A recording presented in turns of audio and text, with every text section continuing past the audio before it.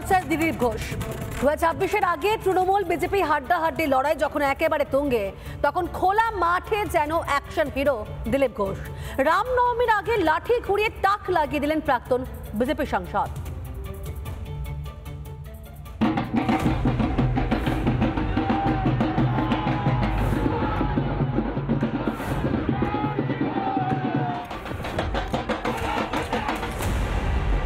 গত কয়েকদিন ধরেই ফের শিরোনামে দিলীপ ঘোষ।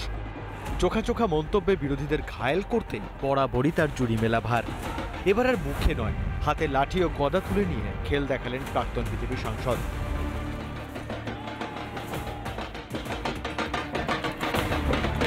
রামনবমীর আগেই ময়দানে যেন একেবারে লড়াকু মেজাজে দিলীপ ঘোষ। কখনো হাতে গদা তো কখনো আবার হাতে লাঠি,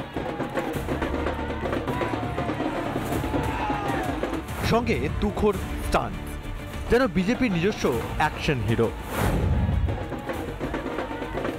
বেশি হিন্দু নামবে যে পরিস্থিতি হচ্ছে, হিন্দুরা আজকে চাইছে রাস্তায় নেমে প্রতিবাদ করতে। রামনবমীর যে শোভাযাত্রা উৎসব, সেটা তাদের কাছে বড় সুযোগ। এখানকার লক্ষ লক্ষ কোটি কোটি হিন্দু আর পূর্ণ কুম্ভতে গেছেন, মহাকুম্ভতে স্নান করে এসছেন তারা। আজ পশ্চিমবাংলায় হিন্দু বিপন্ন, বাংলাদেশের চেয়ে খারাপ অবস্থায় আছে। তাই রামনবমীকে তারা শক্তি প্রদর্শনের উৎসব হিসেবে দেখাবে। বাংলার রাজনীতিতে দিলীপ ঘোষ বরাবরই খবরের শিরোনামে, তবে এদিনের এই চমক একেবারেই অন্যরকম।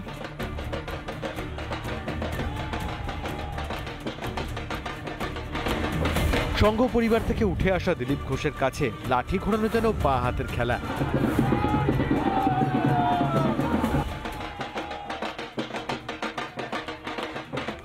দিলীপ ঘোষ মানেই চমক। কেউ বলছেন এটা নিছকই বিনোদন, কেউ আবার বলছেন এও এক ধরনের রাজনৈতিক বার্তা। রাজনীতিতে জনপ্রিয়তার লড়াই এখন শুধু ভাষণ দিয়ে হয় না, দরকার নিজস্ব স্টাইলের। সেই স্টাইলেই কি এবার বিরোধীদের বার্তা দিতে চাইলেন দিলীপ ঘোষ? রিপাবলিক বাংলা।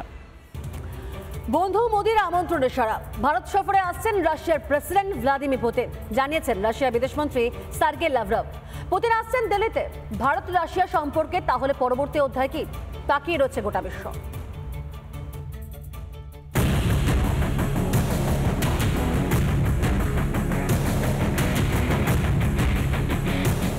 এবার দিল্লি আসছেন পুতিন, জানিয়েছেন খোদ রাশিয়ার বিদেশমন্ত্রী। ইউক্রেন যুদ্ধ শুরুর পর এটাই পুতিনের প্রথম ভারত সফর। সার্গেই লাভরভ জানিয়েছেন, প্রেসিডেন্ট ভ্লাদিমির পুতিন ভারতের প্রশাসনিক প্রধানের আমন্ত্রণ গ্রহণ করেছেন, তার সফরের প্রস্তুতি চলছে। লাভরভ আরও জানান, নয়াদিল্লি মস্কো কৌশলগত সম্পর্কে নতুন পর্বের সূচনা হবে পুতিনের সফরে। ভারত কৌশলী, ভারত বাস্তববাদী, দেশের স্বার্থ সর্বোপরি। আমেরিকার চোখ রাঙানি, পশ্চিমের ছাপ, তবুও ভারত নিজের পথেই। ইউক্রেন যুদ্ধের পর থেকে রাশিয়াকে একঘরে করার চেষ্টা করছে পশ্চিমী বিশ্ব।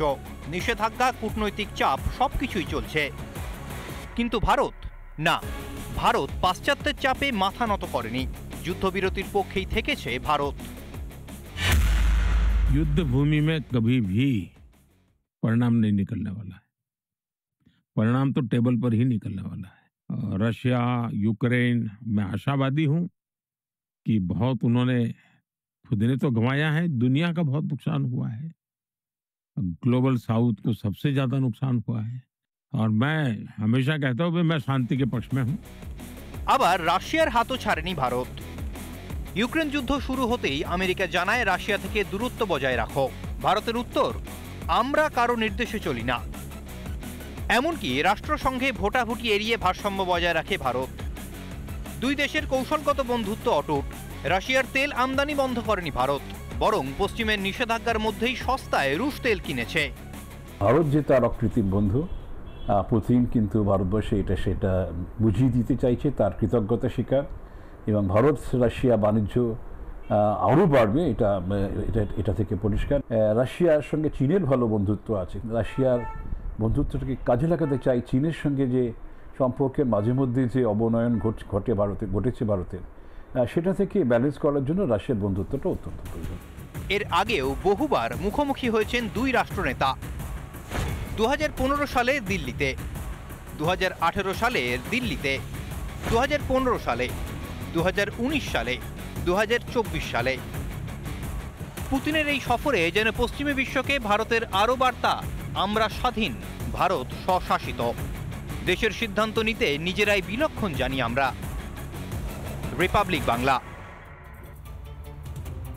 নানা ধরনের কন্টেন্ট দেখার জন্য লাইক করুন, শেয়ার করুন আমাদের ফেসবুক পেজ, সাবস্ক্রাইব করুন আমাদের ইউটিউব চ্যানেল।